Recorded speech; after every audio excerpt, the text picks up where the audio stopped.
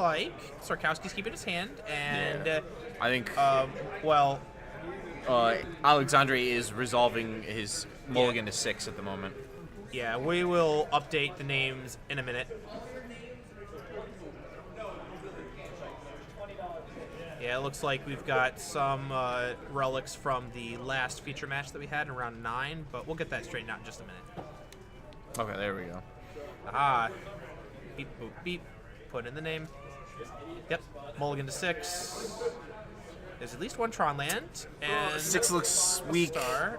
2 Ulamogs in hand. Yeah, that is not what you're looking to keep, but, I mean, you kind of have to do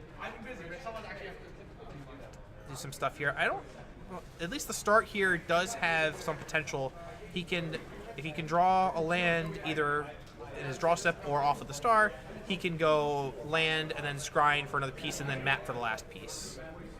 Ancient Stirrings is fine as well. That's good too, because it means that if he misses a land here, he can still Stirrings for the land. Yeah, we can go 6 cards deep off of this, which is really good. Yep. And Super if we can't find a card in 6, if we can't find a land in 6 cards, which, you know, all of them are gainable by the Ancient Stirrings. Yep. Power Plant will do it, because I believe that he does have map as well in his hand, so he can actually cast the map here, and then Star will too.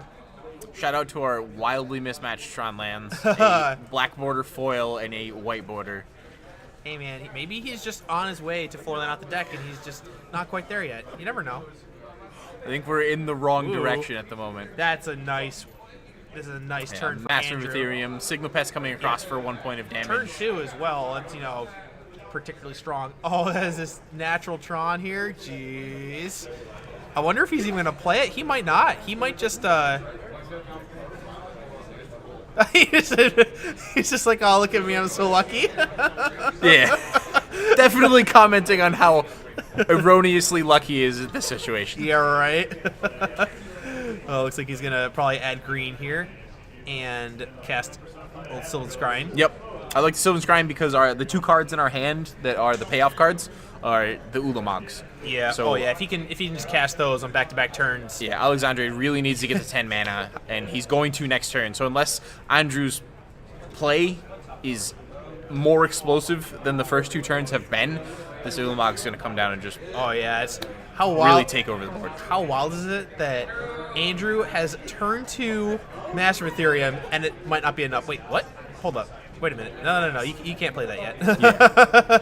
Hold your horses. That is not turn 4 yet. Lucky enough already, Alexandre. We don't need to play another land. Yeah, the bottom line is he's going to be able to cast Ulamog on his turn 4 and follow it up with another one after attacking. On a mulligan to 6 with 1 land and 2 Ulamogs in hand. Yeah, oh man, this Tron deck is just, This is basically how Tron won the first regionals I did commentary for. He got Ghost Quarter Surgical Extraction on turn 1. And really? Just got to 6 lands, played a Worm Coil, got to 7 lands, played 3 back-to-back-to-back Karns, and just took the game over. Oh, that's wild. Good old Tron, just doing Tron things. I think he just did Karn too. Oh my goodness. Yeah, so again, Andrew really needs an explosive turn, multiple threats, cranial plating, something to, or maybe an Arcbound Ravager. Arcbound Ravager would be really powerful here too. He does have Ravager. Yeah, that is pretty important because it means that this Ulamog's not going to be as backbreaking as before. Looks like he's going to follow up with another Ravager. Ooh, okay. So Ulamog's likely going to have to come down and target both of the Ravagers, and he's going to be able to move counters to the other creatures and still be able to deal damage. Well, let's see here. So, how big is the Master? So 1, 2, 3, 4, 5, 6 artifacts in play. So it's a 6/6. The Signal Pest is a 1/2, and then the Master becomes a 7/6 with the Battle Card trigger. So that's attacking for 8. Yep. That puts Alexandre down to 11. And Alexandre is likely to have to, as you said, well, if he tries to exile the Ravagers can just move their counters over to the Pest, and then he will attack with Pest +2 Nexi. And then the Nexis are 2/2s, 3/2s, so he gets to attack for 6 poison. and 1, 2, 3, 4 in the air. Wait. Pretty sure that Alexandre's supposed to be at 11. Yeah, it looks like they're changing life totals right now. Yeah, I mentioned it to them. Okay. Yeah, you can actually see on Andrew's board that he Yep. marked down 12, and he's like, wait a minute, this is actually, like, I must have attacked you for 7 with the battle card trigger, but this is actually a 1-2, so Yeah. you know, it's not a mistrigger. Yeah, it's very possible they missed the battle cry trigger. Right, because I'm pretty sure he counted properly the 6 for the master. Yeah, he knows the master's pumping the signal pest because we hit with the signal pest once. Right, yeah. Whatever the case may be, they got the life totals correct, and Alexandre's got a decision here. He is almost certainly going to cast Ulamog, but what does he target? So he's got, like, a lot of different options. Yeah, the strongest options are absolutely the Ravagers and the master. Yeah. Oh, yeah, But the only large be able to hit 2. I think we hit the maybe it's a signal pest. So Andrew can't activate either of the lands to put any of the counters on the lands currently. Right. So the only card that can attack past the Ulamog as it stands is the signal pest. Actually, an interesting line that he can take here is if he just exiled both of the land? He could have exiled the Master and the Signal Pest, put Andrew on pretty much putting What things happened on to the Nexus. Master of Ethereum? The Master is in the He graveyard. got sacrificed to the Arcbound Ravager. Yes. Okay. Correct. So he went Master Land. Yes. I guess because he's going to be able to rely on the second Ulamog to come down. Yeah. That's fine. I kind of would have liked to see him target things with damage. So like he had to target like, you know, Signal Pest plus Alexandre's actually dead. to what? The Inkmoth Nexus. Right? Dark Steel, Mox Opal, Ravager, Signal Pests, Vault So 1, 2, Scourge. 3, 1, 2, 3, 4, 5, 6, 7, 8. Battle Cry 9? triggers 9, and then there's 3 counters on each of the Ravagers. Well, okay. So Sacrifice the Ravager. That's 4 on the Ravagers. 5, 6, 7, so 8, 9. that's 7, 8. That's only 9 poison. Wait, what? Are we missing something here? Don't think so. I was pretty sure that he only had 9 poison. That's why I was wondering why he was doing this. Okay. Maybe he doesn't think that his opponent has the second But ability. the Glimmer Void's gone. Yeah, he just. Oh, the Inkmoth Nexus is still an artifact until the end of turn. The Glimmer Void's going to go away, though. And I mean, Alexandre is basically guaranteed to cast the second Ulamog, get rid of both of Andrew's lands. Yeah, I think what happened is that Andrew just miscounted, thought he had lethal, went for it, and then realized he was a point of infect short. I think he went for it, knowing that it's a 2-turn clock, not knowing your opponent's just gonna have the second Ulamog. Right. I mean, but like, it's still so risky. Like your opponent could just have Yeah, something like Karn. Karn. They could have obviously a Green Source Willbreaker. Walking Blast, I guess, wouldn't do it, but like there's just too many cards in the Tron deck that just blow up your Inkmoth Nexus. I think what happened is that Andrew must have just assumed that, like, okay, I've got lethal here, no matter what, I go for it, and then while he was in the motions, came up a point short. But yeah, it's pretty brutal. I mean, given the way that played out, I don't think there was anything he could do. No, I think that's a fine go for. Yeah. Thinking about it, he elected to not play a Karn when he had Natural Tron on turn 3. Yeah, I think what Andrew was supposed to do in that spot is he can still go for a lot of counters on an Inkmoth Nexus with one of his Ravagers, but then keep the other Ravager in play and then move the counter as if something happens to it. Because he can still have a 2-turn clock, because obviously if he's not lethal in 1, he can go lethal in 2. and put the Ink Moth to, say, like a 5/5. Yeah. Attack for 5 poison. Next turn, if it's lethal, then you get lethal, and you got it. And if not, you can still activate the Ink Moth Nexus, be able to sack it to the Ravager, and then move the counters or something else and try to win a different way. But Yeah, the only justification I can give it is if no Karn comes down on 3, your first play is a turn 4 Ulamog, right. then I don't put you on much else that can really take care of this. Oh, that's for sure. Yeah, no, I definitely agree with that. I think that if you're playing in that spot, you can't risk all. You can't go all in unless it's lethal. Yeah, the other problem too is that like he loses Glimmer Void, and Can't ever activate it. Yeah, Can he activate it with the sacrifice trigger on stack? he would have to.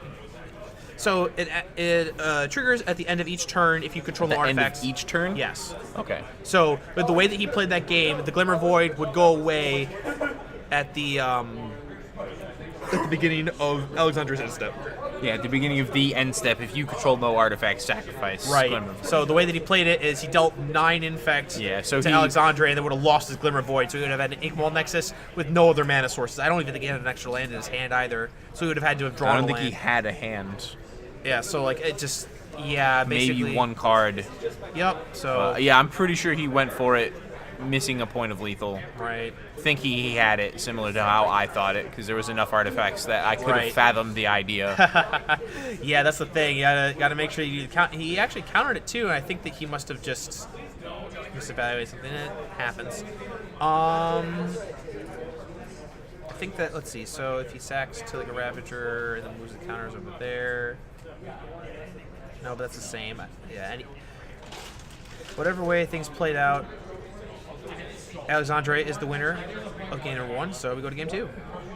Off of a metric ton of luck. Yes, but The hey, one land, that's- double Ulamog, 6-card hand. That's how Tron just drew it up, though. Tron's just like, it's okay. I got 1 Tron land in hand and 2 more Tron lands on top of my library. I'm just going to draw them and I'm just going to win the game. Easy. See, you're going to mulligan, you're going to just draw more Tron lands. You know, it's a piece of cake. Hashtag things Tron players say. Yeah, right? Yeah. That's what all Tron players are thinking inside their head. That's all right, though. I guess we didn't get to talk about the sideboards. What are we going to do for these players? What do you think that each player is going to bring in here? So I think this particular Tron deck is not as great against Affinity because we don't have the red for the Pyroclasm effects. Yeah. And a lot of our main board mass removal spells in Ugin and All Is Dust don't do anything Oh, they're against bad Affinity. here, yeah. Oh, So, they're real bad. I Ugin's think not good. Alexander's going to really have to lean on spot removal spells, the Warping Whales, the Spatial Contortions, Yep. Natural Claims, maybe some Thrag Tusks to try to recoup some life. Yeah. You know, it's a ground pounder that can get through for a lot of damage. He's definitely got 6 cards that are pretty easy inclusions here with Warping Whale, Spatial Contortion, Nature's Claim, as you said. Yep. I don't know if he's going to bring in Thrag. It just sucks because Thrag Tusk doesn't block any of the flying creatures, which is annoying. Yeah, I could but- see. I know Ugin's very bad in the main deck, and I could see Karn being fairly bad. Yeah. So they're both just, removal spells Right. against a deck that plays multiple cards in a single turn. Yeah, I think if I'm Alexandre, I'm probably taking out the Relic of Progenitus, the Emrakul, the Promised End, both Ugins, and then trimming 2 of my Karns. Like, you can't get rid of all the Karns, but I think that having... Relic probably comes out. Yeah, Relic exactly. does nothing. Right. So that's 6 cards. Bring in the other 6. You still have 2 Karns. You're not going to be flooded on them, but they at least do something. They're not as bad as Ugin, which costs more mana and has worse abilities in this matchup. Yeah. Looks You like get to the point where Ugin can't that- actually lightning I bolt think- and kill something. I think he does have Warping Wheel in his hand too. So I wonder if he's gonna. I mean, I think I if see Ulamog again. yeah, I think if I'm Alexandre, I'm just forests. firing off this Warping Wheel and the Steel Overseer on the spot. Yep. Don't let anything go anywhere. Yeah, does he have? He has 2 different Tron lands, so I think he's considering if he wants to activate his map right now, or if he wants to Warping Whale and then activate the map next turn. I personally think that I would just Warping Whale on the spot. Yeah. We don't want to let him get any further than I tap 2 lands for a card that's going away. Yeah, the other thing too is that there's a lot of cards that's going to make this Warping Whale basically useless. Yep. So I think and that Steel Overseer is one of them. right, exactly. So getting rid of it now, forcing that off as exile for what it's worth. don't think it's gonna make much I difference. believe tap sideways for Andrew is exiled. Yeah, it looks like it. But yeah, I mean that it takes a lot of wind out of Andrew's sails in the spot here. Yeah, everyone who talks about Affinity talks about the 3 payoff cards: Overseer, Plating, and Arcbound Ravager. Right. We just lost one of those in that. Yeah. Although Interaction. this is not bad here. He's got basically the best follow-up, the old Ornithopter for it looks like 6, because the Blink Moth animated itself. So he does get to chunk in for a lot of damage. A big positive to this particular Ornithopter is it's no longer vulnerable to the Warping Whale. It has 2 toughness, and it has more than 1 power with the cranial plating on it. Interesting. I think that if I saw correctly, I believe that Andrew actually had Ancient Grudge in his hand. So it's interesting that he did not grudge the... I mean, you lose out on the life that you get to chunk off with the plating, but having Alexandre being able to activate the map and then get the missing Tron piece means that he's going to be able to play almost any of his payoffs next turn. And I think I saw a copy of Walking Ballista in Alexandre's hand, which, you know, on this board, if he gets to play it for 4, would be able to take care of the Ornithopter and the Blinkball Nexus while still remaining in play to be able to handle subsequent creatures. So we'll see what the follow-up is here. Looks like... This is a main phase map, right? Yep. Yeah, so Okay, so main we phase can map... play this and play any stars and spheres in our hands. Yep. Yeah, I think that he's going to play this. If I was him, I would likely play both the star and the sphere. That way, you're not going to really hit anything that you want to cast for 1 mana. I guess you could theoretically crack it for a green and hope to hit Asturians. But Yeah. instead, you just play the sphere. But that's fine. Still has mana floating, I believe, right? Doesn't make much... Should have a mana floating. Well, he played... So he had 2 mana. He played star, floating 1 mana, used the 1 mana to make a green, and then played the sphere off of the green mana. All right. Yeah. Yep. Yeah, if the lands had sequenced in the way where he had the tower, then yeah, he would have extra mana, then he could cycle it again and play the sphere, but that's not the case. Looks like Ciarkowski's going to try to put in as much damage on the board as possible. That is a definite increase in damage. Yep. Activate a Blink Moth Nexus off of Springleaf Drum, Master of Ethereum. Yeah, this is actually a huge attack because it allows Ciarkowski to get permanents on the battlefield that are now a little bit more tough. So, I wonder if... Yeah, I'm pretty sure that's a Walking Ballista there. So, you know, Walking Ballista, draw another star. He still has an Ulamog in hand as well. Yeah. If he can get another Tron piece, specifically a tower, I believe. The funny thing, too, is that with the way that Ciarkowski's mana is operating, he actually will have access to double black next turn. So even if Alexandre plays the Walking Ballista, which looks like he would be playing it for 3 right now, he'd only be able to get rid of the Ornithopter, and then Andrew can fast equip the plating to the Blinkball Nexus when it attacks next turn, and then be able to win that way. Yep. Or I guess he does have a land, so he's able to play Walking Ballista for 4, but that's not good enough. If Andrew sees the line, he'll actually be able to win on his next turn. Assuming that the Walking Ballista gets played like we think.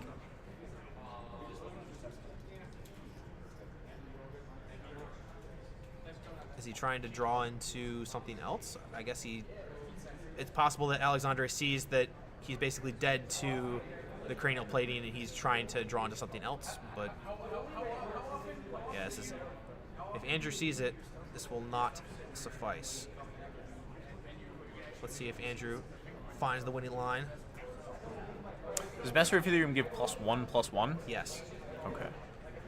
I mean, he could also just do this. And Yeah, he had the Ancient Grudge. yeah, you know, he has... Shoot the Ornithopter for 3, move the cranial plating over to your other creature, attack for lethal. Yeah, it doesn't really matter either way. Yep. Animate, Blinkball Nexus. Equip. Lethal. Ta-da! And this way, at least the Master of Ethereum can get in for free too. So. Yeah. I think the Master of Ethereum by itself is lethal. Yeah. Oh, most definitely. Both threats by themselves look like they're lethal. Yeah. All right, so Andrew comes back with a vengeance in game 2, and now they are going to the 3rd and deciding game. It's interesting that...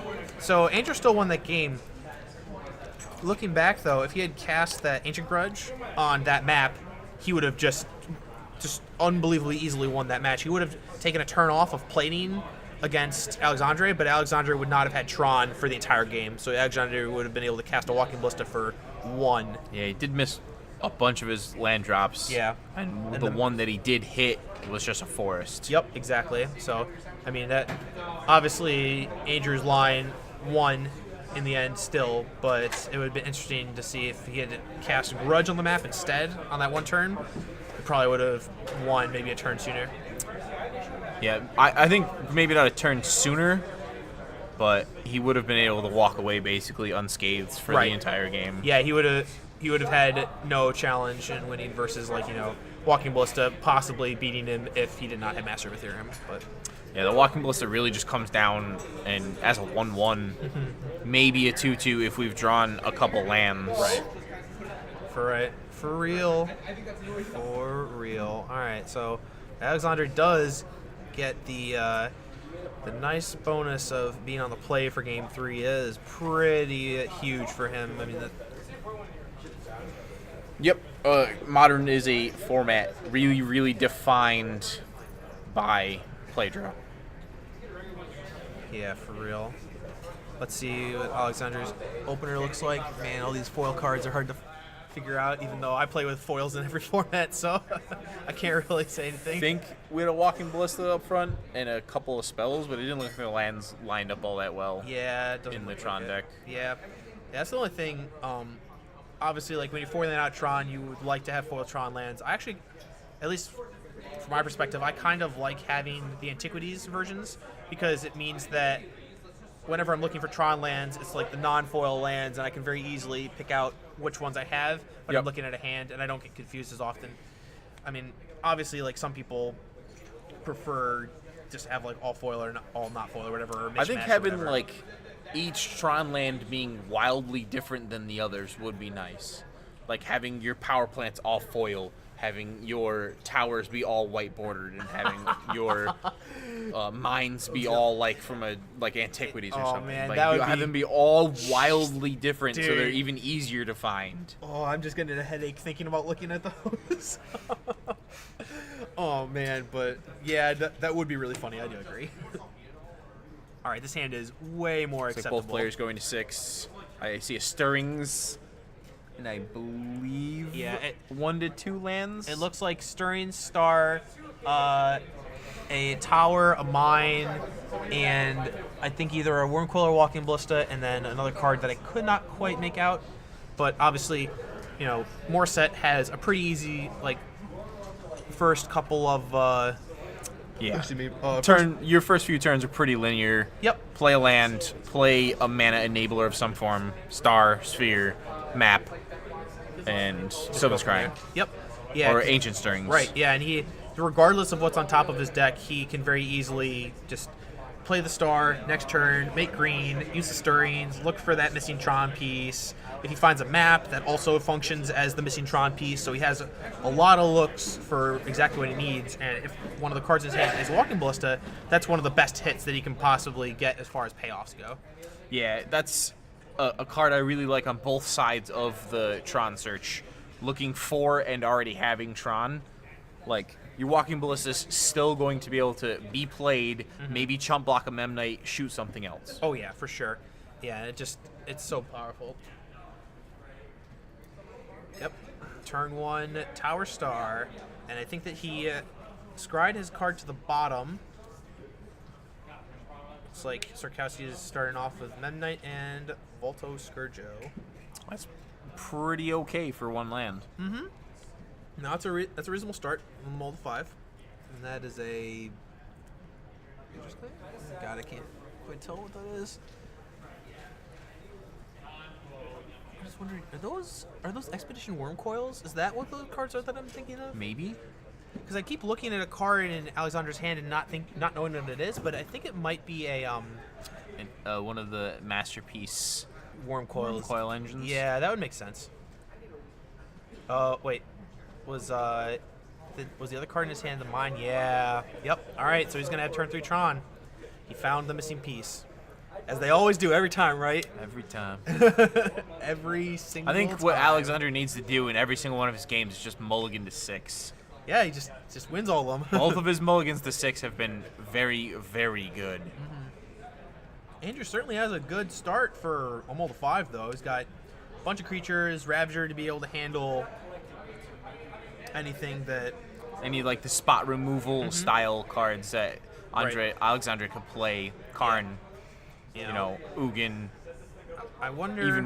even, warping whales, stuff like that. It's also nice being able to neutralize any of the lifelink from Wurmcoil Engine, being able to hold back your Memnite, block, sack before damage, get a counter on your Ravager, basically buys you several turns against a card that otherwise would gain Alexandre a lot of life. Yeah. It would negate most of the attacks the Affinity deck could cobble together. Oh, yeah. I wonder... Wait. Maybe Alexandre is asking a question away from the table? Yeah, it looks like that way. What did we see a lot of? Hot Boss for the win. Let's see. Oh, you might be asking the other regional. He was in Memphis, who only had 117 for our regional. Yeah, that must be asking questions. Yeah, Alexandre had a judge question. I wonder, well, I mean, he's got plenty of mana. What is the play? And all Andrew can do is laugh. He's like, yep, every time, right? What to do, I'm thinking. I believe the card in front of Alexandre's hand is a Warping Whale. Is it? Oh, wait, no. Hold up. Well, it's either Warping Whale or Space Contortion. It's one of the, it might be Contortion. Yeah, it's one of the two spells from Oath of the Gatewatch.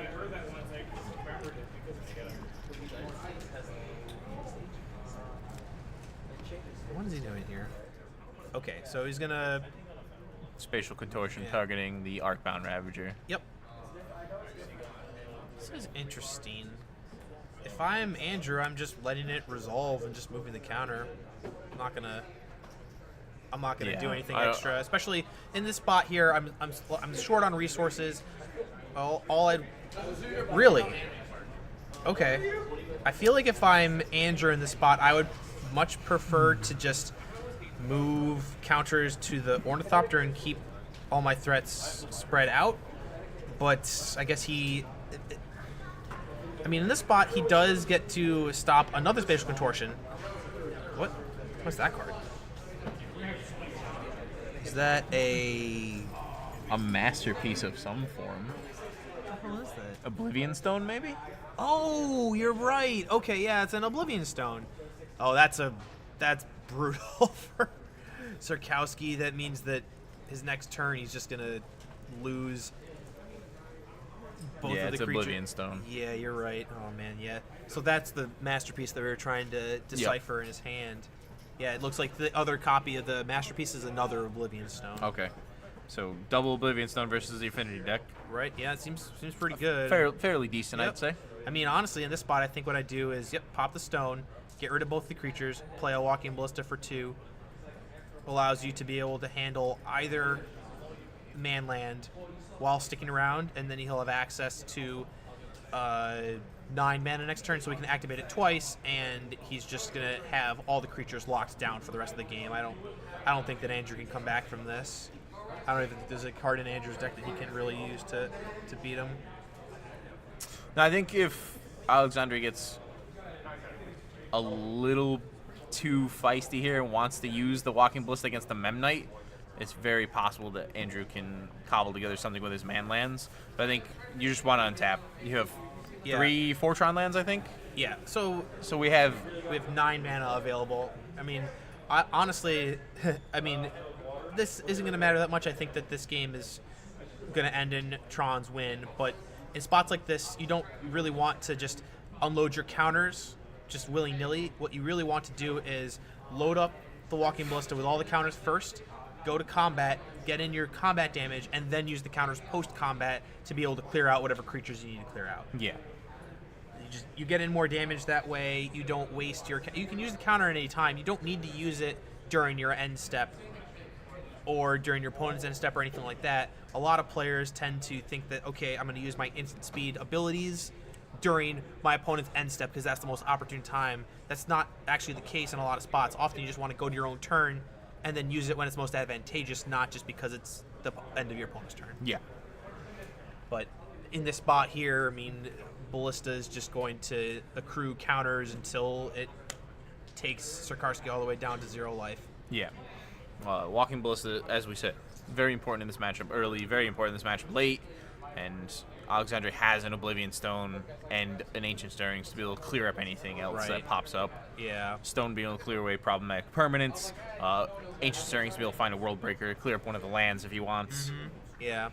Yeah, it doesn't really matter what happens at this point. From what I can see, the only way that Andrew can get back in this is if he can find an Ancient Grudge to get rid of the Walking Ballista, and I think that that's pretty much what he's drawing to.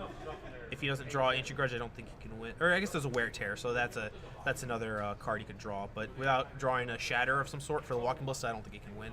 Yeah, and it's getting less and less so because of the Walking Ballista being able to get bigger and bigger exponentially rather than tap 4 lands, put a counter. Yeah. Yeah, it's going to go to 5. He could put it up to 7, and that's not quite lethal. It's close, but it's pretty much moot at this point. I think that Ciarkowski's got... Is that enough? Let's see. So that's 6, 7, 8, 9, 10, 11, 12. So we can activate it 3 times to 8. I can put him to 1. I mean...